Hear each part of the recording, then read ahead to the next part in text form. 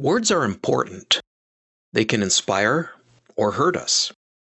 They can also shape our mindset on how things should be. Today, Richard and I talk about the term annual fund and why we believe it's created a detrimental mindset with major gift fundraisers.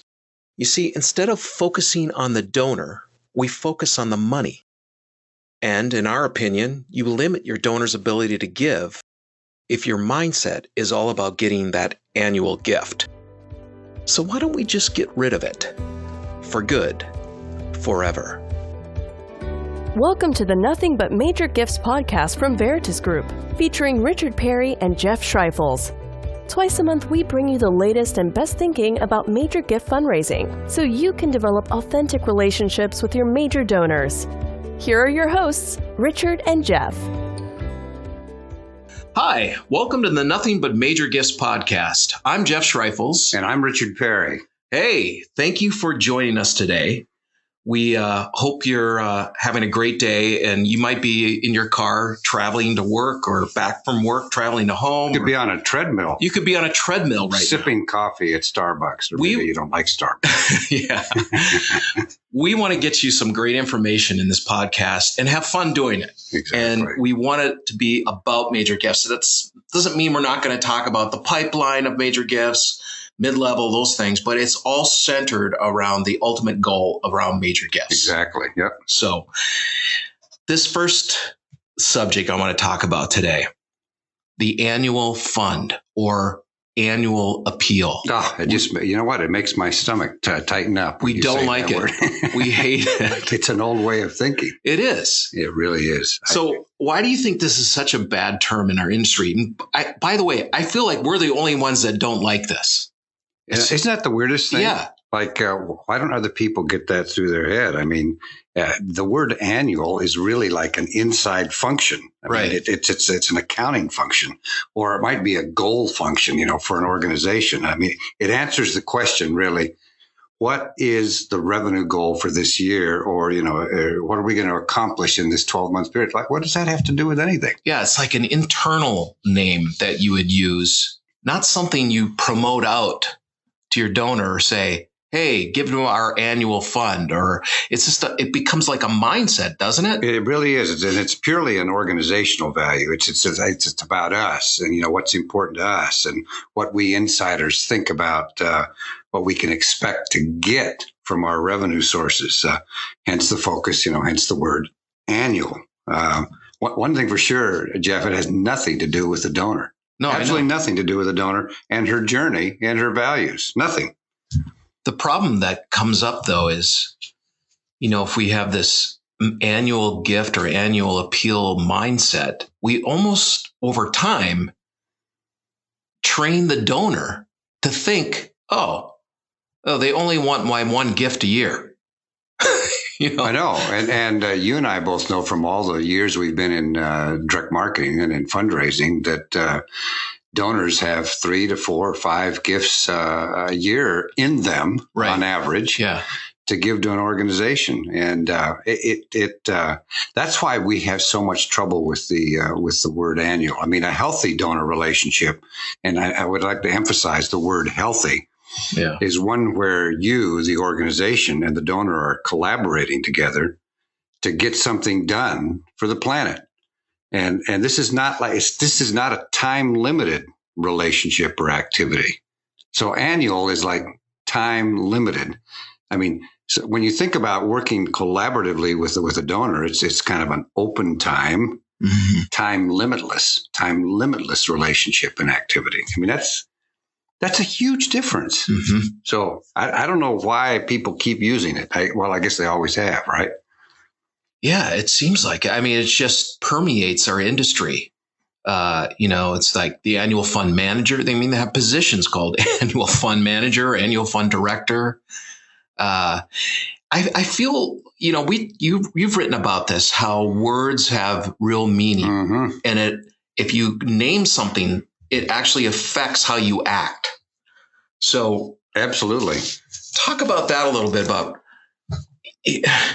if we have this annual fund mindset, what does that do for the MGO? What does that do to the donor? what does that do to the mindset of the whole development team or even, the organization? Well, I mean, let me start by contrasting before I answer that question by annual versus open.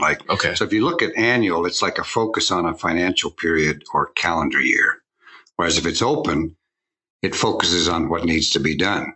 That's why that word annual is such an important word not to use. Or annual kind of is give your amount. So that's kind of a poor upgrading thing versus give to make impact. And then frequency increases. Big right. difference. Or annual is focus on the gift versus the giver. Yes. And open is focus on donor passions and interests. Or donor is an economic unit versus a partner.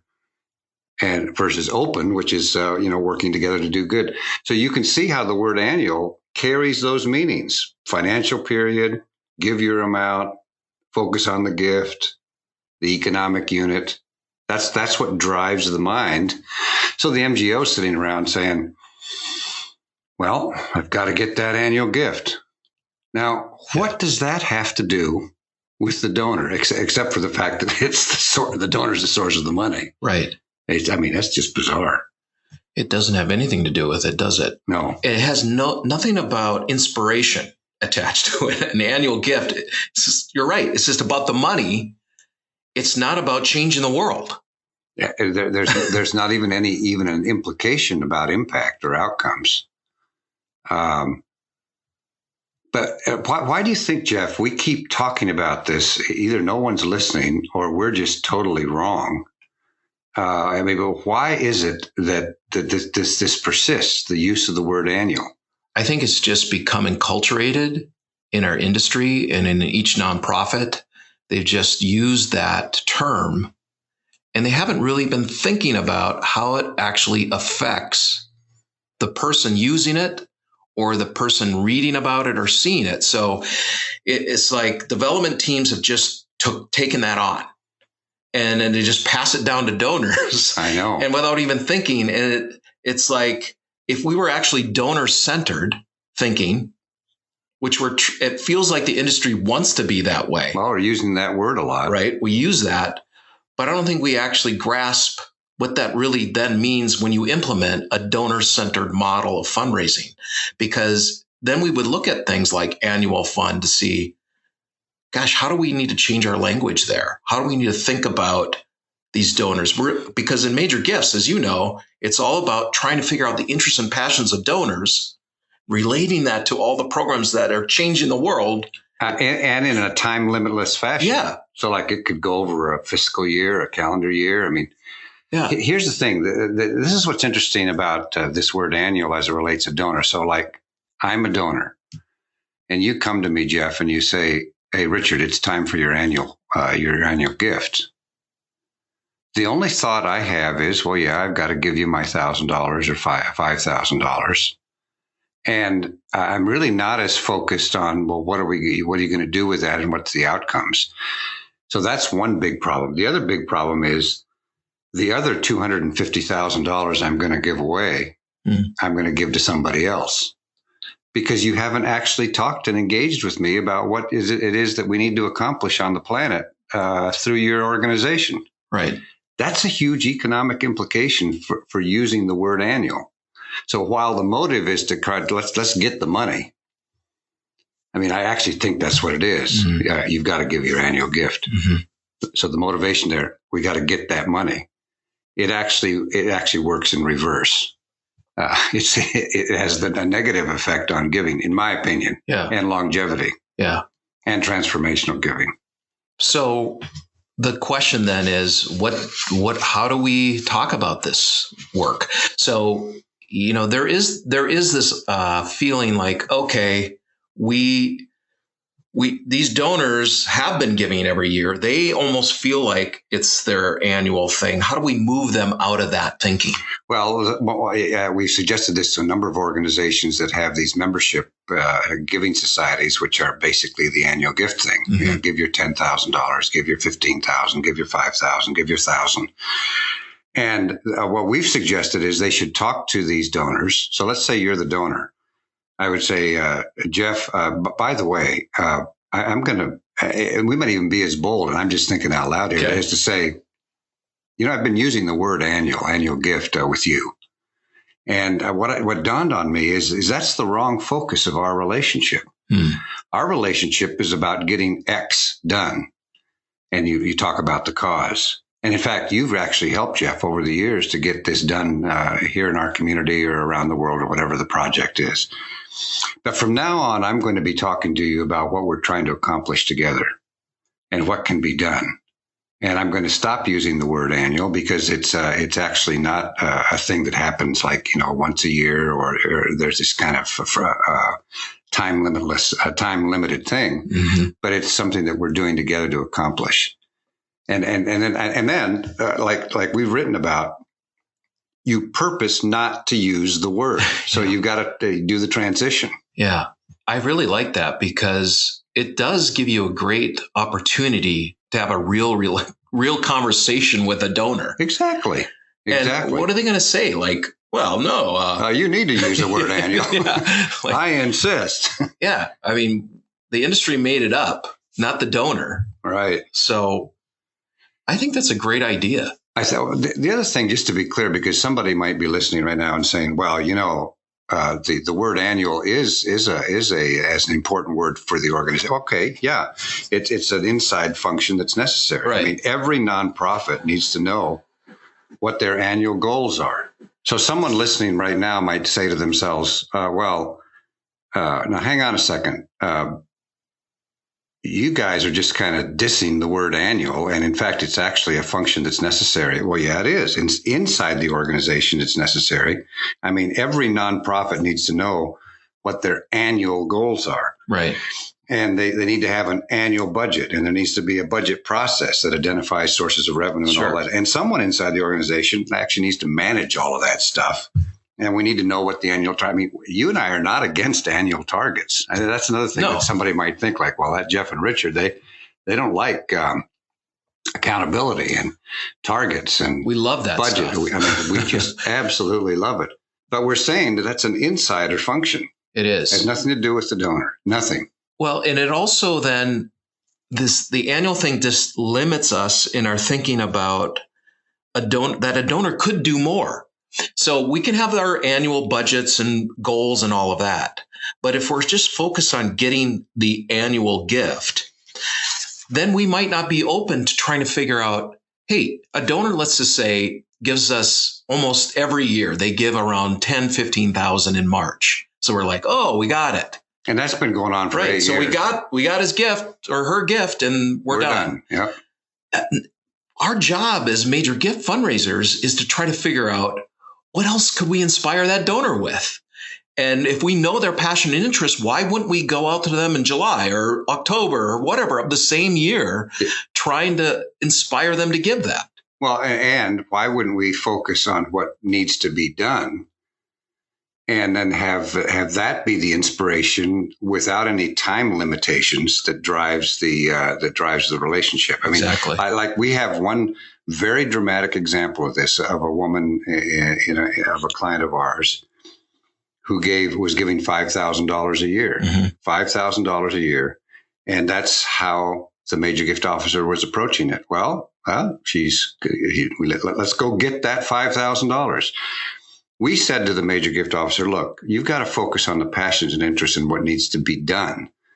And so the major gift officer changed the paradigm, changed the modality, the narrative, and all that stuff with the donor. Well, within 6 months, that donor gave $4 million cash and then pledged another $8 million on top of that. Yeah. Now, why? Because the donor was actually looking at a project and a program that really captured her heart and her spirit. And I actually think, Jeff, this whole annual focus, nonprofits that use it and that use the language are losing millions of dollars. Well, I know that for sure. We work with a very large arts organization, and they had a ton of donors who were giving a major gift, but in a kind of membership mentality kind of thing. So it was like they were giving their $6,500 every year. Pay your fee. And we looked at the data, and we're talking 15, 20 years in a row.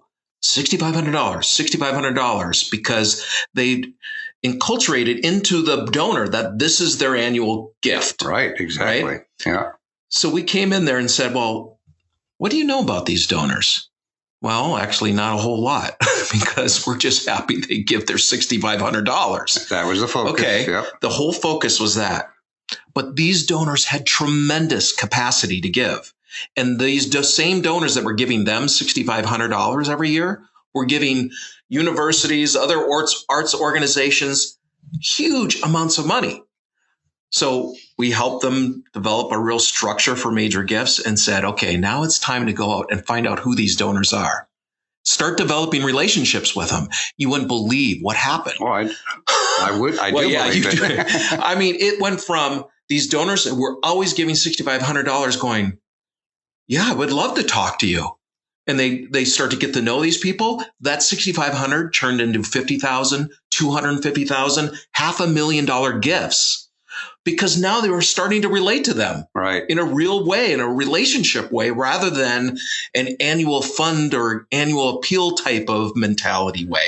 It was amazing. Right. So it's important for you, the listener, to understand that the major switch here is basically from a economic oriented narrative, the annual gift, which is a transactional way of looking at it, and an economic narrative, to an outcomes impact narrative, which is about what am I, the donor, getting done. Now that is a huge, huge difference. And let me just say this: the reason this is such a big topic for Jeff and me is that the annual approach is the annoying, pesty, money focused, that time of year approach that turns a donor's gaze.